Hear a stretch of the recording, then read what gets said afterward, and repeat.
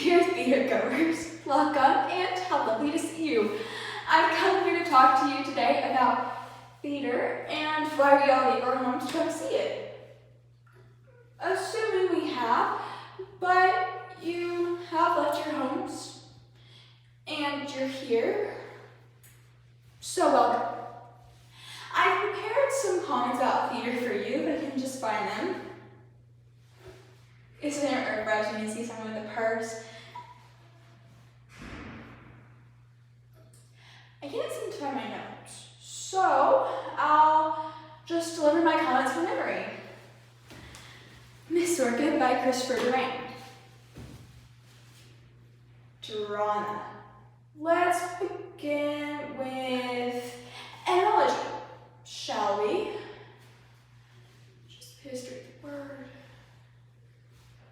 Drama, which comes from the Greek word dram, which means to do, and relates to the English word drain, which means to exhaust or totally, and relates to the modern pharmaceutical sedating tablet Drain, which causes us to feel a relief sense of air sickness or seasickness, or a general sense of nausea, or nausea, as Jean-Paul Sartre might say, over a cup of espresso at a Paris bistro. How I love Paris in the spring. Or I would if I had ever been there, but Mr. Sorken and I haven't done much traveling. Maybe after he dies, I'll go somewhere. We go to the drama seeking a metaphorical Dramamine that'll cure us of our nausea of life. But frankly, sometimes we are nauseated by the drama itself, and then we are sorry we went. Especially if it lasts over 4 hours and uses the F word. I don't mind a leisurely play, but by 10:30, I want to be home and asleep. And most times I prefer Dramamine to drama and only wish someone renewed my prescription for second. Secondly, we have the word theater, which is derived from the Greek word thestai, which sounds like the word restart, which is a device on which one can dim the lights in their house slowly instead of turning them on and off with a simple switch.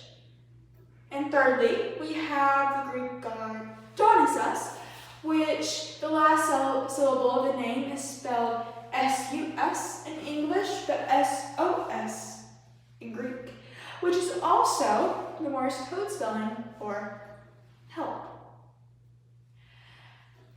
The Greeks went to the open-air theater, expecting the theater to invoke terror and pity. And they went in the open-air theater just like Joseph had to see Shakespeare. And I must say that how refreshing it is to see Shakespeare in the open air and when it's for free, but when it's hot and I have to pay, well, then I don't much like Shakespeare. I shouldn't say that.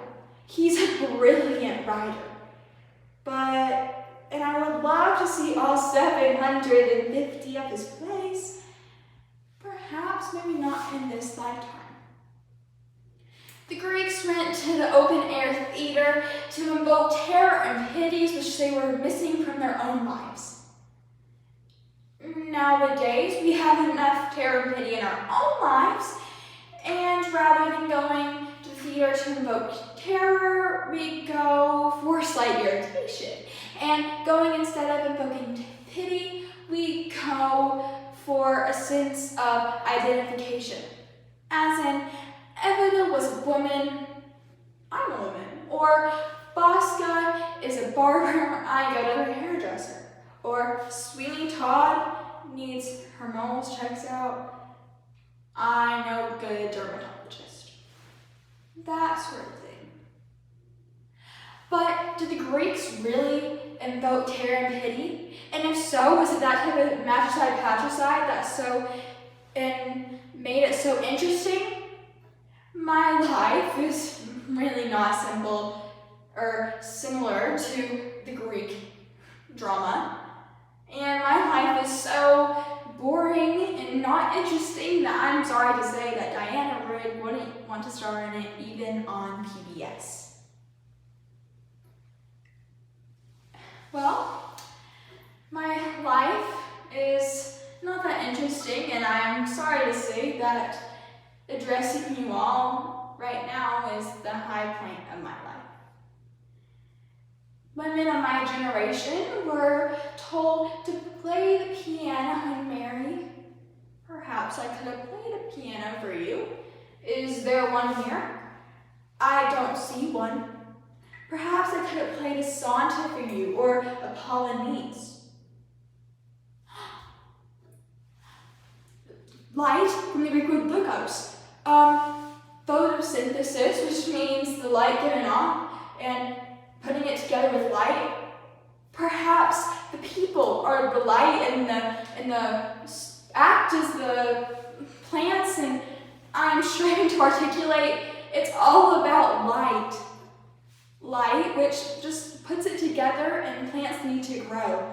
And perhaps art helps people grow. There it is, yeah. Well, now to wrap up. Dear theater goers, welcome, and I know whatever you are seeing tonight, which I don't really know what you are, I know it'll be splendid. And if you are ever in Connecticut, please stop by and say hello. Mr. Sorken prefers that you call first, but I'd love to be surprised. And I'd just like to thank you, and this truly is the high point of my life.